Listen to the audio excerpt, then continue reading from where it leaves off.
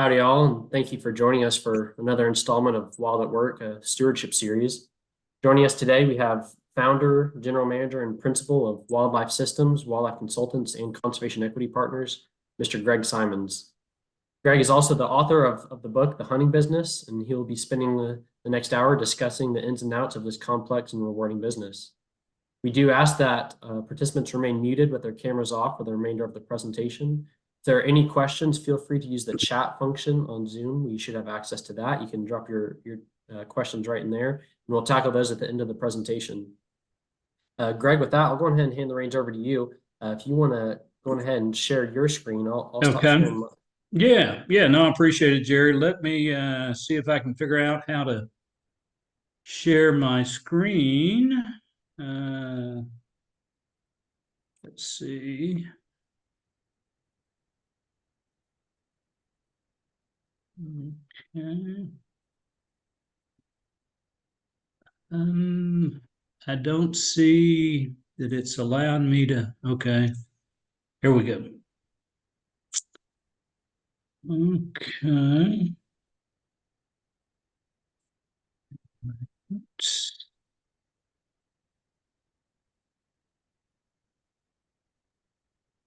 Can you hear me all right? Yeah, I can hear you, and we can see Okay. your presentation just fine. Okay. Very good. I think I've got it teed up. No, I again, thank you, Jared. I appreciate the introduction. I really appreciate the opportunity to participate in this webinar today, and I'd also like to express my gratitude for those that have logged in. Some of the information I'm going to be talking about today is indeed quite unique to the hunting business, and then some of the material, quite a bit of the material that I'll be covering, really could have application to most other businesses and various other industries. Some of this information is information that I've found has either worked or has not worked, for me and for us and these companies that I co-own.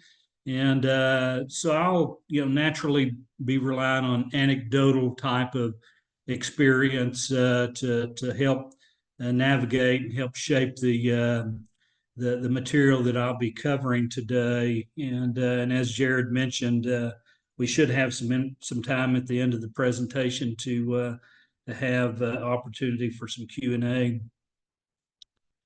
The first year that that I got started in the business, been in the business for about a year, and by just a great stroke of fortune, met an individual named Dick Laros, who's in this picture right here, and Dick was a taxidermist up in Allentown, Pennsylvania. He owned Lehigh Valley Outdoor Expo. He was a booking agent, and again, it was just a stroke of luck that I came across this gentleman at that stage in my career. In that first year, he came down on a hunt just north of town here, north of San Angelo. We were visiting, sitting on the side of a hill one afternoon and glassing this flat, and it was still kind of early in the afternoon and not much moving.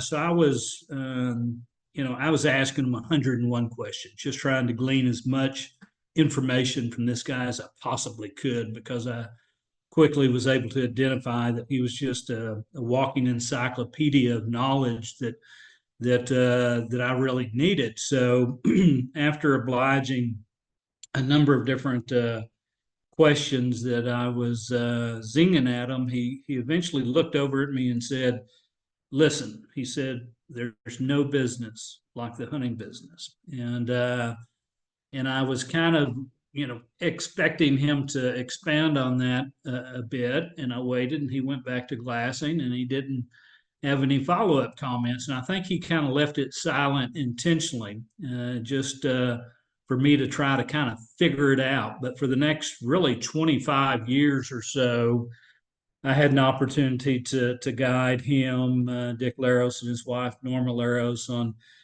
probably close to 50 different hunting trips around the country. And we spent a lot of time discussing why this business is such a peculiar business. And I'm going to, with this first content slide, kind of quickly go through some of the features that make the hunting business a bit of a weird, crazy kind of business. To begin with, unlike some businesses where you're selling a product, let's just say a television set, you go down to the appliance store or wherever you purchase a TV and take it home. As long as you can figure out how to get the remote to work, which I always struggle with. I think a 4-year-old, a 5-year-old can figure it out faster than I can. But as long as you can figure out how to make the remote work and it's got a good image and the audio works, you're generally happy.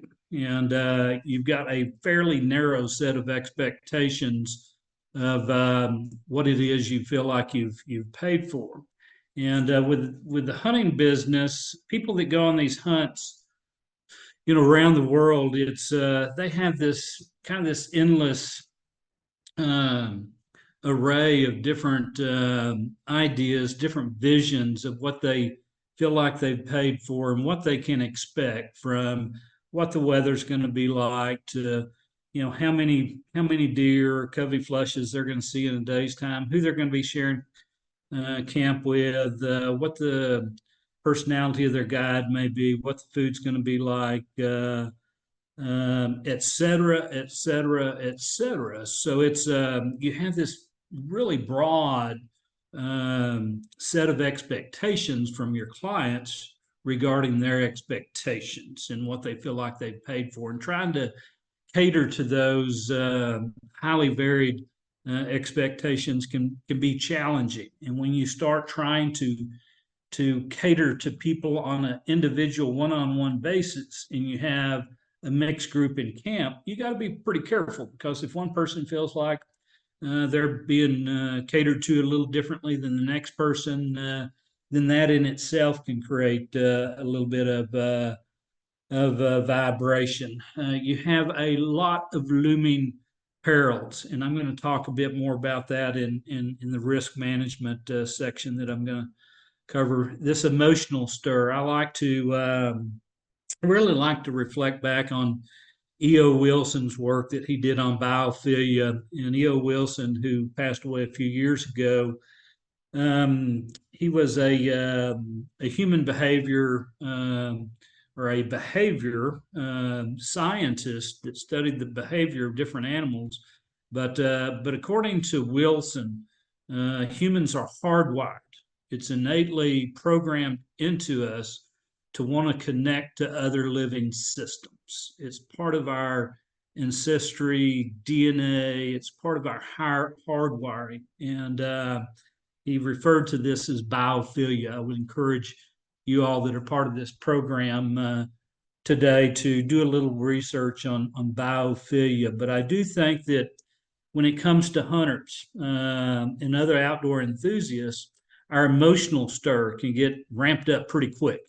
And whether we're talking about different management practices or different policy issues, whatever it may be, in this business, our clientele is one that when it comes to something that's central to what you're offering, the emotional stir can get wrapped up pretty easily.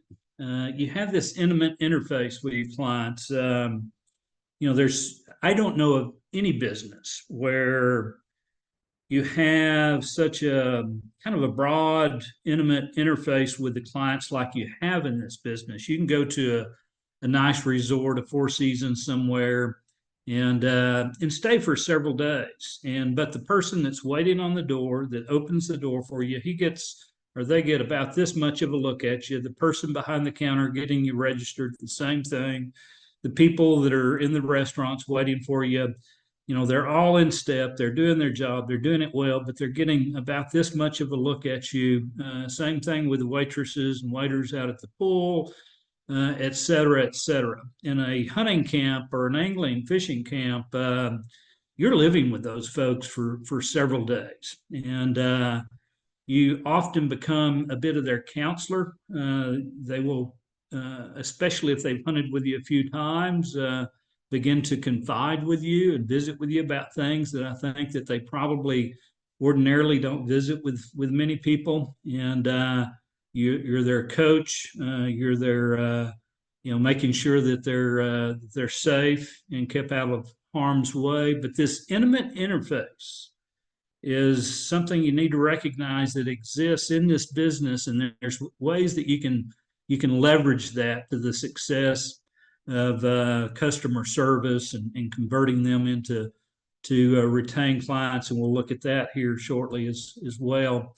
We often see some people on these hunting and fishing trips have a tendency to let their hair down a little bit, and you see a side of them, might be good, might be otherwise, but you sometimes see a side of people when they're in hunting camps for several days that you typically don't see them in their daily lives. You have uncontrollable variables that are outside of your control. It might be weather, and I'm not talking about just weather that happens during the time of the hunt that can affect kind of the the hunt itself, but you also are dealing with weather patterns that take place months before the hunt that can shape the number of birds you have to work with that year. If you're hunting, say, quail or doves, the antler size, the abundance of animals that are there, and obviously these kind of these weather patterns, these weather features are outside of your control. How a mixed group of hunters jive, how that chemistry comes together. You can control that to some extent, but let's face it, some people just mix well with others. You can put your client on an animal that they're interested in, and if they fail to convert, sometimes there's just not much you can do with that. So a lot of uncontrollable variables. So, at the end of the day, when you distill it down, how do you take this and try to create a hedge to minimize um, the possibility that you're not able to deliver the successful service that you'd like to, and end up with the outcome as far as the hunt that you'd like to. And the main thing is focusing on those variables that you can control, and we'll talk a little bit about a few of those. So within days after I started Wildlife Systems, and I started the company literally the day after I graduated from college, but my dad used to tell me that first year, if I heard him say it one time, I heard it say it 10 times, that you need to remember your people are to you as 10 is to 1. Your people are to you as 10 is to 1. And so when we start talking about building a support team, or what I would call a winning team, I think that concept is pretty fundamental but profound. And I used to think, and I never told my dad this, but I always thought, that just sounds so elementary. And but about 2 years after I'd been in the business, and one of the neat things about this business is we have folks from all over the country, all over the world that hunt with us, from working class folks to incredibly wealthy, highly successful individuals. So it allows you to meet and get to know a lot of different folks that come from different backgrounds.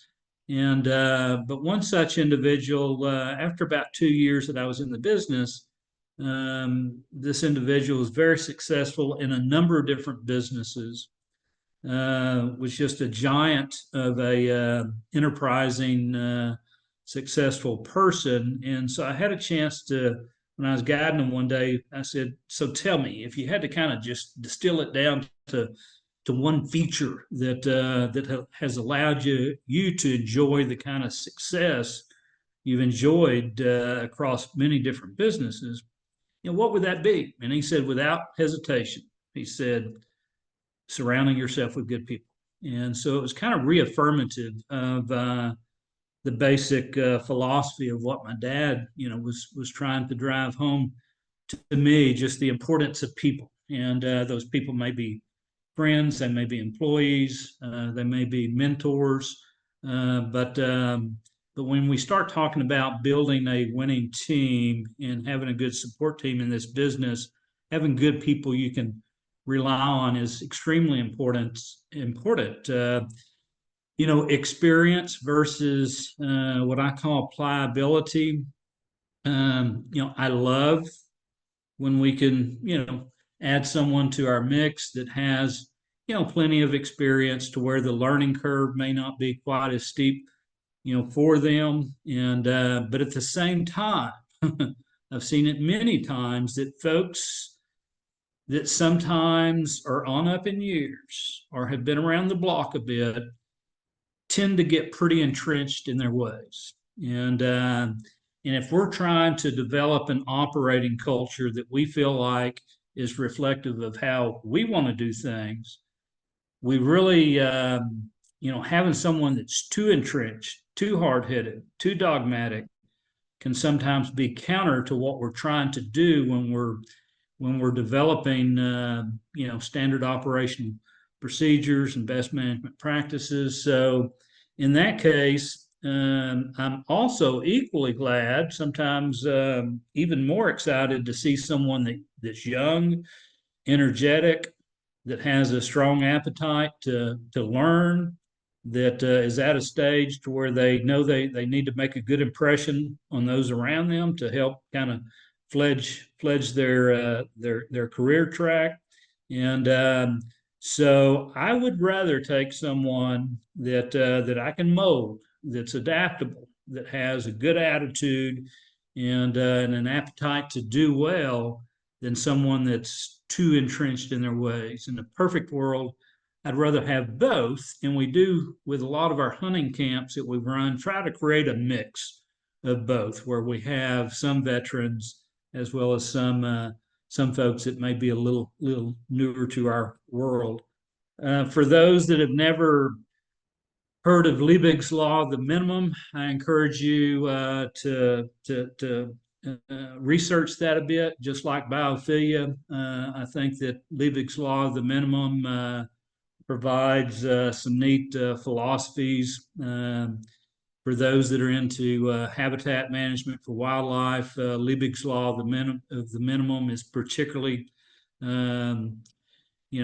germane, and it basically has to do with the weakest link. And so with many businesses, including the hunting business, but really virtually all businesses, you can have all the modern tools and technologies that you can perhaps purchase and build as part of your business model. But if you don't have the people that can efficiently, operate those tools and technologies, through proper techniques, if you do not have the people that have the right attitudes that they bring to work, they are the weak link. So in many cases with some businesses, the weak link ends up being the personnel. But at the same time, you take a look at any successful business, and the strong link is conversely, generally, I shouldn't say conversely, but is paradoxically, the people of that company. But so when you're building that winning team, trying to stack it with talent and an eagerness to do well is important. Reinvesting in your people and reinvesting in your business is very important, not just in this business, but in any business. And there's different ways that you can reinvest in your people. With wildlife systems, we have an annual in-service training session each year that's about a day and a half event where we go over a whole myriad of different things, and to where we're trying to get everybody on the same page to make sure they understand some of our operational procedures and some of our company philosophies. And other ways of reinvesting in your people is making sure that they have the equipment that they need. Sometimes it can be reinvesting in them emotionally, to make them feel like that they feel like they're an important part of the team, that you have confidence in them. And anytime someone has a bit more stride in their step, I think it just puts them in a better frame of mind of being able to do well. And so what we're really talking about here is developing an operating culture. And you'll hear me mention that multiple more times as I navigate through these other slides. Marketing. So in any business, the ability for you to uh, take your products or service to the marketplace and convert that into business where it creates a flow of funds or a revenue stream is obviously important, and it begins with knowing your product. And some people in various businesses tend to overlook the importance of this. In this business, we're not just selling an animal. And so for the proprietor and the proprietor's people to understand what it is that we're providing in terms of let's just take the food service for instance. Are we going to provide kind of a local culinary flair that's reflective of this part of the world, Mexican food or seafood down on the coast? Do we have the chefs or the cooks in place that are capable of doing that? Are we going to provide spirited beverages for our clients? And if we are going to provide wine at the end of the day, are we going to provide a nice pricey kind of wine or one that's cheap? And if we provide a cheap wine, does that cheapen the whole meal experience? If you're going to have sack lunches out in the field, are you going to hope that the guide does a good job of picking out a nice vista or aesthetically pleasing location to maybe create a more pleasant aesthetically area to enjoy a lunch? So that's a sliver of the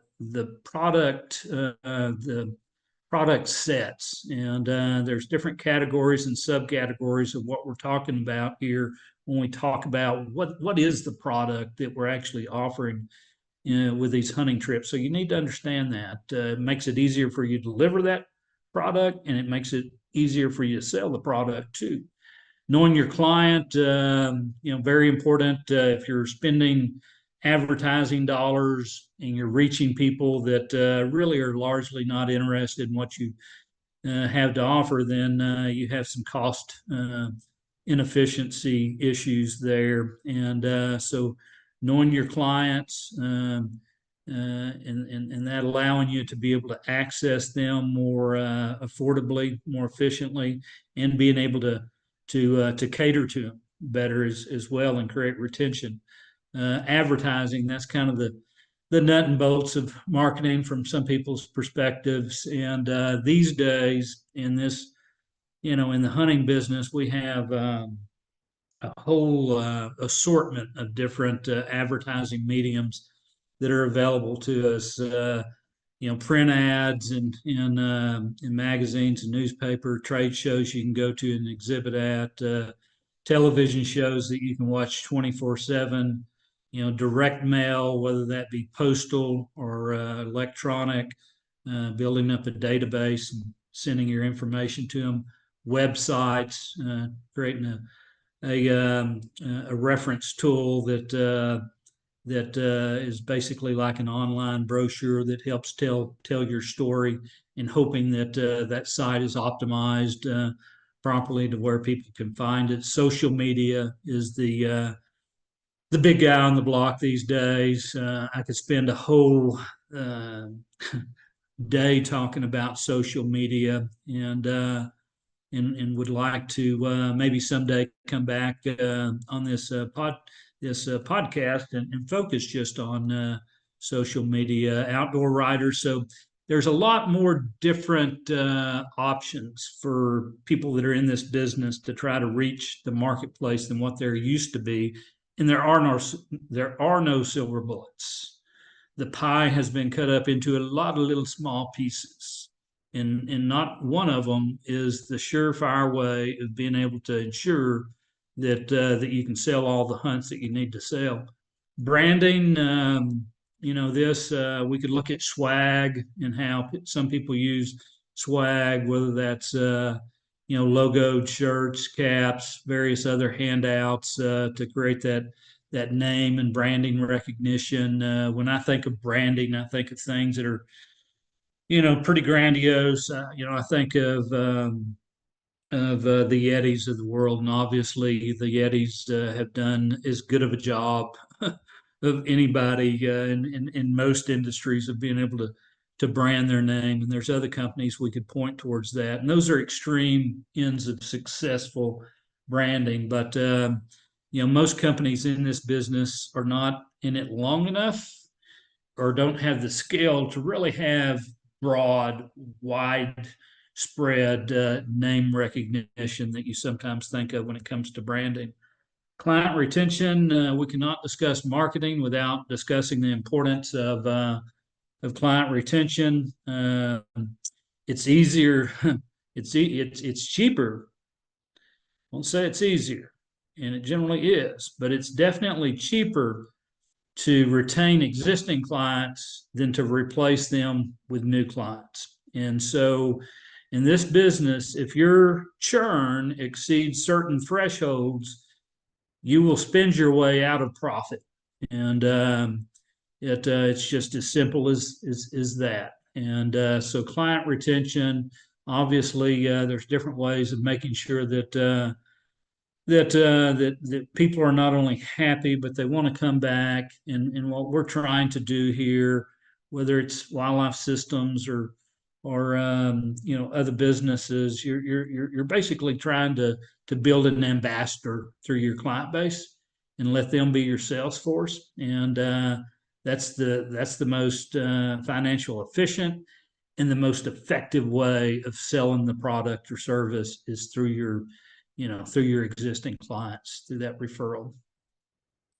Booking agents and outfitters, these are third-party contractors, such as what we do through Wildlife Systems, where the landowner, maybe even the operator, is outsourcing the sales part, the marketing part, through a booking agent or perhaps an outfitter. The main difference between booking agents and outfitters, some people use those terms kind of interchangeably, but they're really quite different. The outfitters are providing more of a fulfillment side of the relationship, where they're often responsible for providing the guides, the cooks, sometimes the maintenance of facilities, et cetera, et cetera, et cetera. Whereas the booking agent is generally just representing the operation, and they're just a sales arm of for a proprietor that's taking care of things themselves.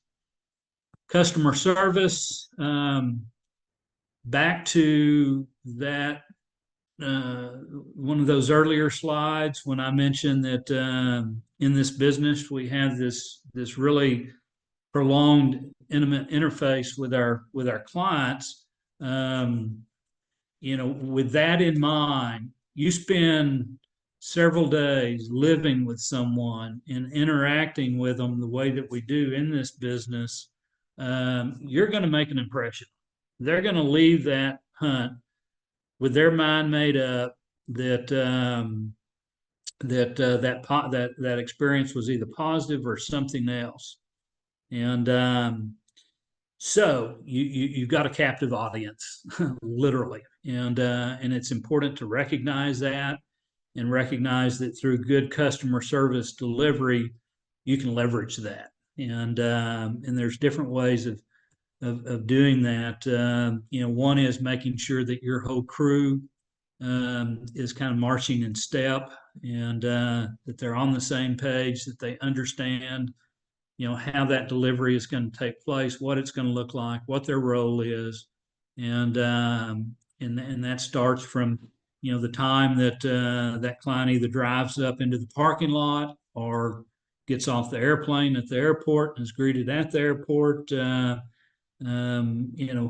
the food's prepared, how it's delivered, the animals, the processing of the animals, the packaging, the documentation that goes along with that. Everybody needs to be marching in step, and with that, that kind of relates to this bullet here. It should be done, deliberately, intentionally, with purpose.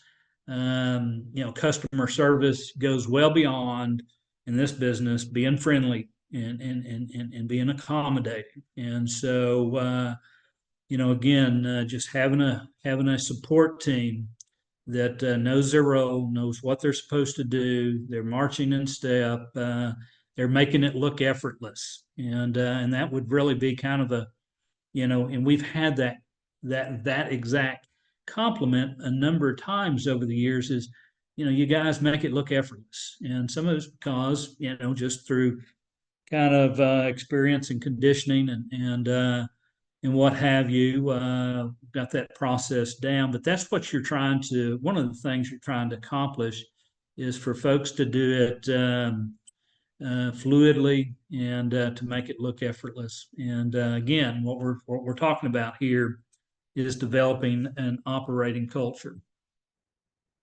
Risk management, again, we could spend a whole 1 hour on this alone. Let's face it, we're involved in a business here where there's a lot of perils and a lot of potential perils, a lot of potential hazards. And as I mentioned to our folks every year at our in-service meeting, there are certain mistakes that we cannot afford to make. Otherwise, it could cost somebody their life. It's that simple. And when we start talking about loaded guns, people that we've never met before and know what their safety tendencies are, we talk about elevated blinds, we talk about venomous snakes and insects, we talk about transporting people up and down the road, we talk about going out when it's dark on broken terrain, we talk about feeding people and the food safety that's associated with that. We're using sharp objects. It's just for a risk manager that's not accustomed to working in this space. They see this whole litany of different things that I just mentioned and more, and they start backing up. And so, how do we create a hedge? How do we mitigate this risk? How do we deal with it? One is having a signed waiver, and you'll hear some people say that these release forms aren't worth the paper that they're written on. Well, if you go visit with an insurance person that writes hunting lease or commercial hunting coverage, or you go visit with an attorney about what you're doing to hedge your risk, one of the first things they're going to ask you is, do you have everybody sign a waiver? And so it's important, and I've seen them. I've seen hundreds of them over the years, different templates, different examples. Some of them look like they're written by Harvard graduates that are hard to understand. They're onerous. They're overreaching, and to me, they're just not as practical as something that is more easy to understand, that covers the important areas. And so having signed waivers is important. Insurance, again, it's just nobody wants to have to deal with a claim or lawsuit if there's some kind of hunting related accident or incident that's precipitated it. But you absolutely have to have liability insurance in this business. I just mentioned a little while ago the importance of people marching in step, these best management practices, and again, when your whole team has their eye on the ball, and that that ball being that priority number one is to keep everybody safe and out of harm's way. That's a much better environment to have than people that are kind of freewheeling and not keeping their eye on the ball. Gross negligence. The gross negligence doctrine basically says this: you cannot absolve yourself from from liability if gross negligence is involved. And the difference between negligence and gross negligence often is when it's interpreted that someone freely made decisions consciously to not provide safeguards against potential hazards, especially when they knew that a hazard that was looming existed, such as if there is a gas leak in a cabin and somebody brought it to your attention and you do nothing about it, and that ends up creating a problem at a later time that someone suffers an illness or death. That's gross negligence.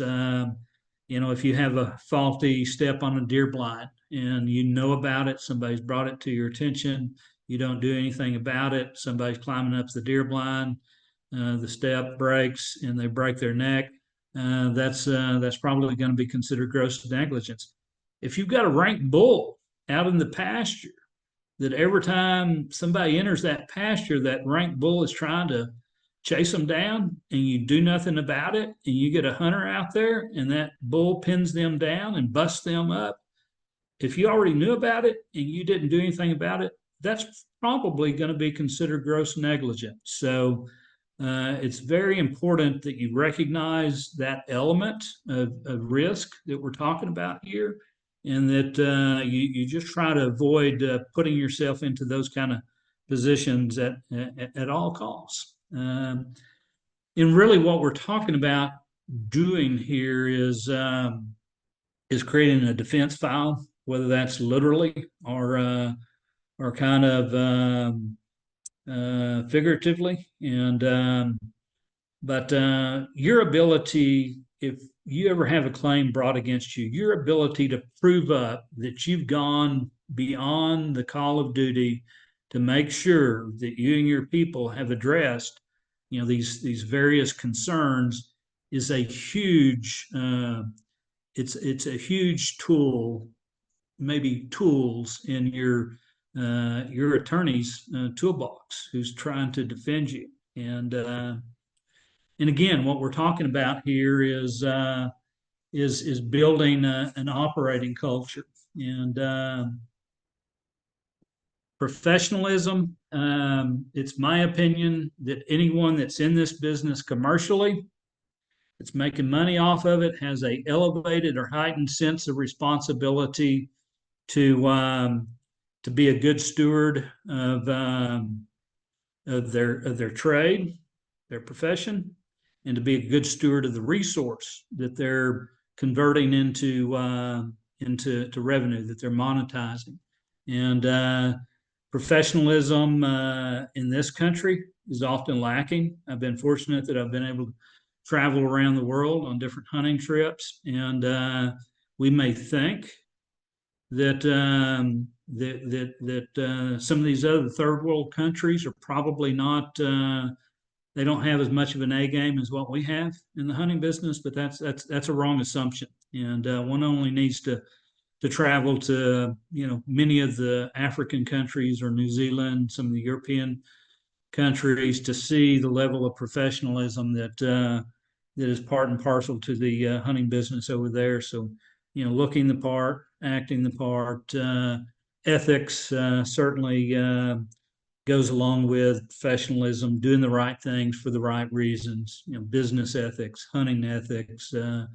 Again, I encourage you to do some research on Aldo Leopold's writings on land ethic and his philosophies on land ethic. That's very deep, very moving, that ties in somewhat to what I'm talking about here. Continued learning. I think if you're going to be a true professional, just you recognizing that it's important that you continue to look for ways to stay on the tip of the spear regarding your intellectual capacity and your technical skills in the field. Giving back, to me, that's a very important part of professionalism. And reinvesting in the industry, reinvesting in things that help serve as a voice for these wildlife resources. Again, what we're talking about here is building an operating culture. The COVID phenomenon, I'll quickly go through this. In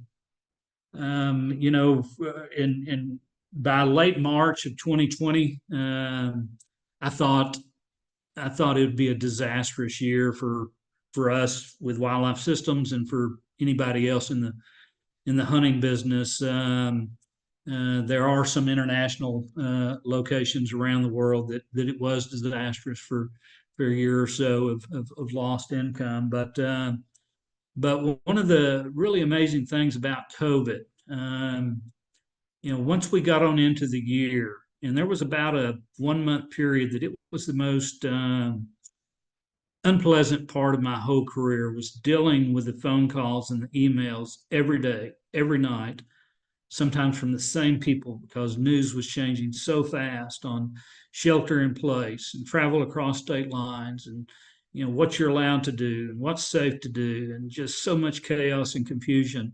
But by midsummer, we started seeing some activity that was really inspiring and uplifting. And by September, the demand for these hunting and angling trips, it hit a new gear like I'd never seen before, and it's largely stayed that way since August, September of 2020. I've seen some spikes, but what typically happens with most industries and most markets, when you have a spike that is so pronounced like what we saw, then it's often followed with a classic retraction from the marketplace, what some people would consider to be a pendulum effect. And that's really what I expected to happen. And that's not what's happened. So some of this, I think, is we forced our society by taking something away from them that they took for granted, that they didn't realize was so important to them. When you take it away from them, like we did in 2020, apparently, it must force them to reevaluate what's important to them in their lives and their lifestyles. And so now you look at, state park visitations, national park visitations, boating, bird watching, hiking, just about all the different nature-based, outdoor-based, recreational industries have been on a very positive plane since the later part of 2020. Hunting for food, we were seeing the emphasis on the meat part of the hunt beginning to tick up, 4, 5, 6 years or so prior to COVID, but COVID hit it kicked it into another gear. And so what we've seen over the last few years in terms of the value and the emphasis being placed on the meat part of the hunt, it's like something I've never seen before. And it's great. It's refreshing. The food part of the hunt is the most defendable part of hunting, and it's something that everybody can relate to. Human health and food. Every living being on this planet can relate to that. So the food part of the hunt has been refreshing. Again, a couple of years ago, I questioned whether or not this was going to be a pendulum or might it be a paradigm. And at this point, I'm convinced that it is a paradigm. So it's given me some renewed optimism for the future of this industry in the hunting business. 6 or 7 years ago, if a young person would have been asking me about whether or not I thought it was a good idea for them to be looking at getting into the industry, I would have told them there are other areas in the green space, in the conservation world, that I would be exploring before I would anything that's hunting related, because just the tea leaves didn't look good. the dwindling hunting license sales, the increasing age of hunters, this very critical, outspoken society that we live in these days. But I have some renewed enthusiasm for those things. Um, as far as some of what I consider to be just top tips for people that are either business proprietors or business managers or even others. I'm going to point out, run through what I think are just rules of thumb that help ensure success in a lot of different things in life. Again, surrounding yourself with good people. I think that's rule number one in this case, and I think that should always be rule number one for various folks, whether it be professional or personally with their lives. Have a plan. A lot of folks that are in this business, don't have a plan. They got into the business without a business plan, and they don't have a clear plan moving forward. And I just think again with all things in life, it's good to have somewhat of a plan. Don't be undercapitalized. There's a lot of businesses that may have had a sound business concept, may have had some sound operating practices, but they're undercapitalized and they weren't able to get through that critical period to become successful long run. Reinvesting in business. We've discussed some of that already. Reinvesting in your profession. I've already touched on that. I think it should go with the territory. The need to balance high tech with high touch, especially today's younger generations are growing up, have grown up, or they are growing up in this high tech world, and where they've really lost touch with what high touch really means. And so being able to understand the importance of using modern tools and technologies, but understanding the importance of process and techniques that that are not too plastic, and that maintain that human element, that high touch element to it. Work hard, work smart. They're both important. It's and I've told this to a number of different groups. As a business manager or business owner, success is generally not going to be found in a 40-hour work week. And that's the working hard part of it. But by working smart, you can sometimes streamline what those time demands look like. Write incomplete sentences, not incomplete, but write incomplete sentences. We butcher the English language with how we communicate these days. Texting, I think, is a big part of the root of that evil. But how we abbreviate things, how we use this hodgepodge of words that are misspelled and incomplete sentences, just the whole 9 yards.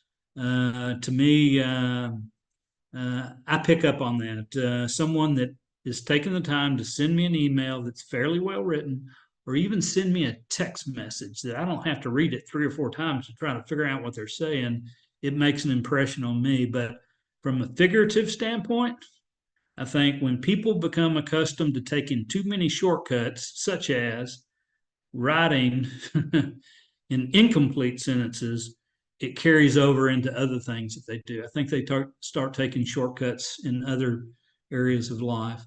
I think it's important to take time to reflect. For me, driving down the road, listening to good music in a neat part of the world allows me to kind of put myself in a frame of mind where I can find some peace of mind, but I can also think about what's worked well lately for me, what has not. Allows me to create a little bit more clear vision for moving forward with what priorities should look like, what needs to be done next, what we need to be tinkering with. And again, what we're talking about here is establishing operating cultures. And I'll end it with that Aldo Leopold quote, and I'll also and I hope we've got a few minutes for few questions, but I congratulate you for being a part of, in this case, Texas Wildlife Association. I think that we're living in an era where the sense of urgency of recognizing the importance of conservation and recognizing that what we call these ecosystem services are not unlimited. Clean air, clean and abundant water, healthy lands that produce food and fiber, the recreational pleasures that are tied to some of these things, the emotional and spiritual values that are tied to some of these things. They're not inexhaustible, and I think one of the ways of being able to address that is through becoming involved with groups like the Texas Wildlife Association and allowing your voice to be amplified through these platforms like that. So, Jared, I don't know if we've got time for a few questions, but I'm happy to